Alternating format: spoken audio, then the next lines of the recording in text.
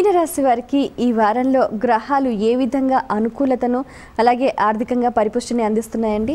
చాలా బాగా అన్ని విధాల అనుకూలత పరిపుష్టి.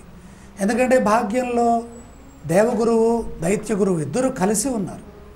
మీనరాశి అందులో మీనరాశికి అధిపతే గురువు, అందులో దశమంలో సూర్య భగవానుడు, లాభంలో కేతువు.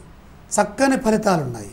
5 గ్రహాలు యోగిస్తున్నాయి. జన్మచంద్రుడు ఉపయుక్తమైనటువంటి శుభకాలం నడుస్తుంది. త్వరగా పనులు పూర్తి చేయండి. మనసులోని కోరిక వెంటనే నెరవేరుతుంది. విజయం వెంటనే లభిస్తుంది. ఆత్మబలంతో పని చేయండి.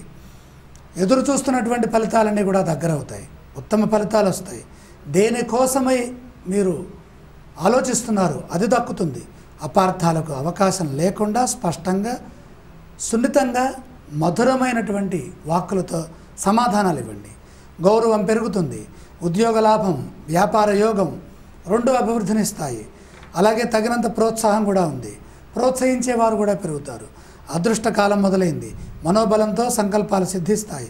తగినంత ప్రయత్నం చేయటంలో మాత్రం అలసట చెందరాదు. త్వరగా ప్రయత్నాలు ప్రారంభించండి. బాధ్యతలను సమర్థవంతంగా నిర్వర్తించండి. ప్రేమానురాగాలతో వ్యవహరించండి.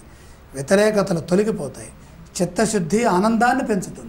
మీనరాశి వారు పఠించవలసిన స్తోత్రాలు ఏవండి? శ్రీ సుబ్రహ్మణ్యేశ్వర స్వామి వారి ఆరాధన శ్రేష్టమైన ఫలితాన్ని అందిస్తుంది.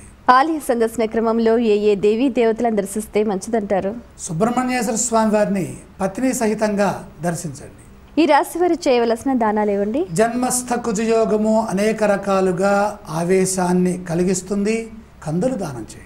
మీనరాశి వారికి ఈ వారంలో 5 గ్రహాలు విశేషంగా అనుకూలిస్తున్న నేపథ్యంలో అంతా శుభకాలమే గడుస్తుందని, అలాగే వారికి అన్ని రకాలుగా అన్ని వైపుల నుంచి కూడా చక్కటి సహకారం లభిస్తుందని కూడా